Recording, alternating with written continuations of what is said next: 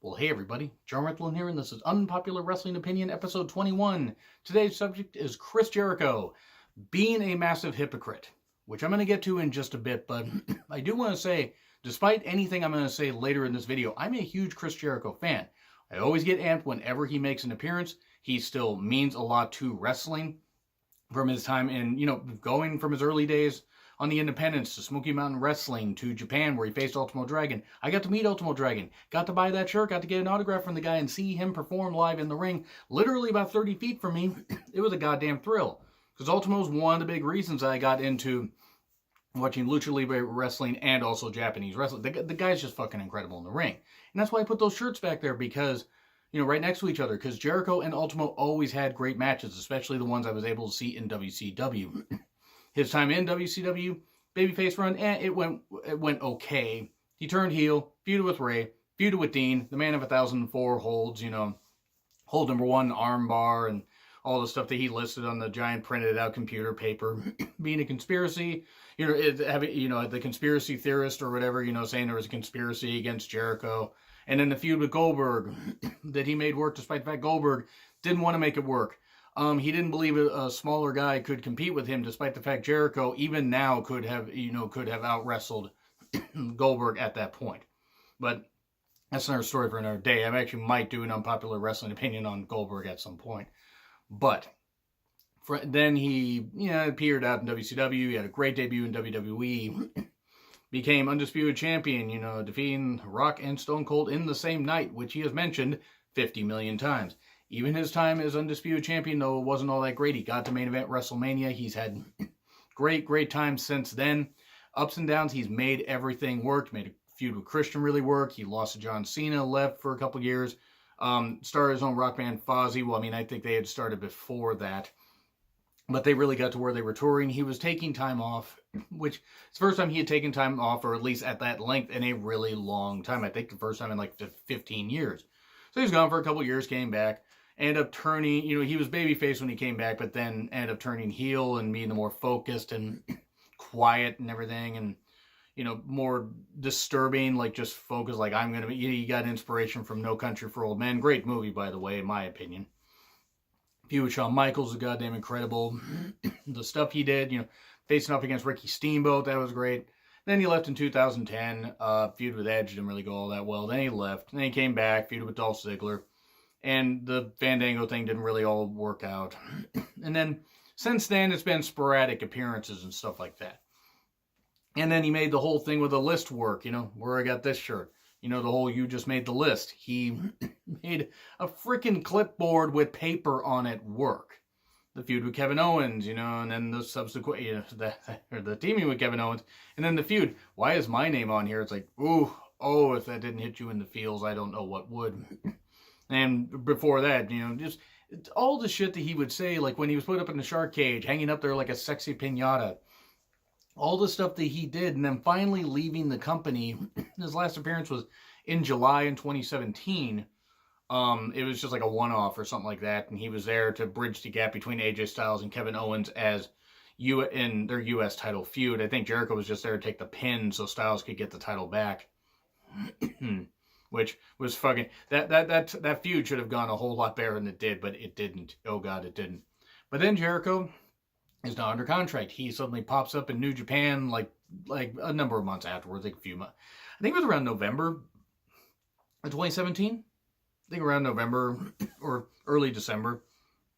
But he popped up and he wanted to face Kenny Omega. Alpha versus Omega. It's the Alpha Club shirt. Great match. That match, along with seeing, wanting to see what happened. I was like, okay, you know what? Unhinged Chris Jericho, heel Chris Jericho, seeing the vignettes, video package, and everything. That's what made me get New Japan World.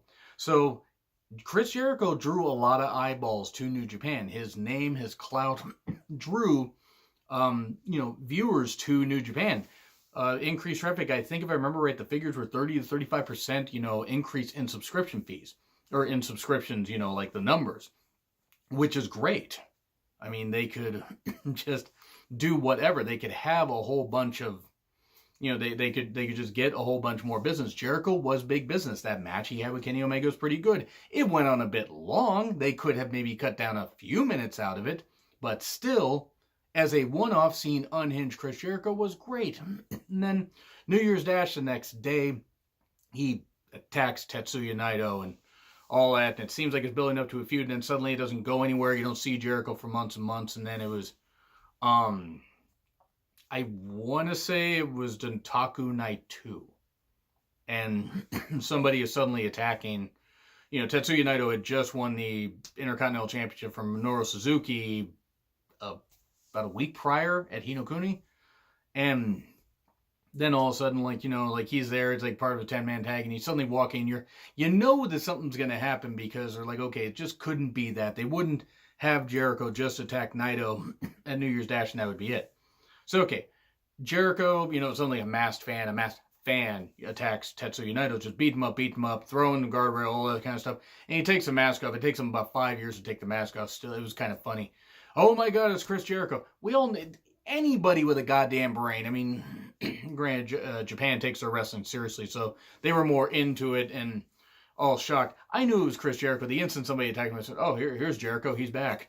I mean, was what it was. The problem is at Dominion, because they were going to have that match at Dominion with the Intercontinental title. So, Jericho ends up beating Tetsuya Naito. That doesn't end up working all that well. So, Jericho's the Intercontinental Champion. He defends it one time, and then he's on his Jericho cruise and stuff like that before that. Beats Evil, and then drops it back to Naito at Wrestle Kingdom 13. So, yeah, okay, I kind of ran through the whole thing with the Intercontinental Championship. And I'll actually do a Which Was Worse episode at some point of, Jericho's Intercontinental title reign and another New Japan title reign, which I'm not going to spoil right now, but trust me, I'll make it good. But from there now, the reason I'm doing this piece is Jericho is going to be facing Okada. And I'm going to dive more into part-timers on another one. But he's going to face Okada at Dominion. I haven't seen Chris Jericho since Wrestle Kingdom. Okay, cool. Whatever. He's signed with AEW. This maybe is possibly testing the waters for an AEW New Japan partnership. Possibly as soon as later this year. Maybe by next year for sure. As both promotions can help each other out. But capturing all that and going through all that and talking about how big of a fan I am of him. Here's why he's a hypocrite. Here's why Chris Jericho's a hypocrite. Because in interviews about the Monday Night Wars and stuff like that, he had always talked about how Hogan, Hall, Nash, others, and other older guys, and, veterans and everything, held a lot of the younger people down. Despite the fact Chris Jericho, I think beat Scott Hall. I think Scott Hall put him over on, some Nitro or whatever. Scott Hall was like, I'm over, but, you don't see what I see in this guy. Okay, cool. Now, that was what it was. That was like a one-off. And Jericho wasn't the only one that kept getting buried, kept getting whatever. Due to the fact the NWO and all that and everything, and all those main eventers, all those old guys were so, had all those contracts, had all that stuff, and were so goddamn hot and so over. And Bischoff doing what he did, and Turner, and I'm sure Turner had something to do with it too, even though by that point Turner was starting to not have really operational control of his company, as the Time Warner merger was going to be happening soon. But how Jericho is a hypocrite is he railed against all these older guys, holding the younger guys down and taking up spots and staying past their prime. And while I love Jericho, and I do, I just gave you a whole bunch of reasons why, Chris Jericho is just as big, if not a bigger hypocrite, than most guys that are still going today from his era. Now, can he still perform well? He hasn't been able to perform at an elite level since 2010, and maybe not even before that. I think actually the peak of Jericho might have been 2009. That thing was Steamboat. And actually, I think the last time he really peaked fully with a great feud was the feud with Shawn Michaels. Now, don't get me wrong, Jericho has delivered great matches since then. His Wrestle Kingdom 12 match with Omega was good, if not great, if a bit long. His match with Tetsuya Naito at Dominion last year was decent. It wasn't great. It had some impactful moments, but it was what it was. The match with Evil was okay. It is alright. And then the match with Naito at Wrestle Kingdom 13, it was what it was. Now you get to this thing with Okada. Chris Jericho is one of those guys that's just taking up a spot from somebody that, quite frankly, all the years that he's bled into this business, I'm not saying he hasn't earned the ability to call his shot, because he wouldn't be the first veteran and he won't be the last veteran to fucking do that. But don't tell me that Jericho isn't a hypocrite after all the shit that he said about, all the old guys, all that shit. Don't tell me he's not a hypocrite. He is. Is he a great athlete? Yes. Is he somebody that has a huge name in wrestling? Yes. Has told you that, he upped the subscription count for New Japan World. But the fact that he's getting a match against Okada, it will be good for what it is. But Okada's going to have to carry the guy. Jericho just is gassed. He doesn't have it anymore. I don't think his stuff in AEW, while I don't think it's going to be bad, I don't think he's going to be a regular fixture. As much as they're paying him, he'll appear at the big events. He'll appear on TV here and there. But I can't imagine they're going to have him wrestle regularly. He's almost 50. And he's older than some of the guys that he railed against in WCW. Now, was Jericho hungry back then? Were there a whole bunch of hungry cruiserweights and hungry lightweights and people that maybe weren't cruiserweights but were just above, that were young guys that were trying to get over? Sure.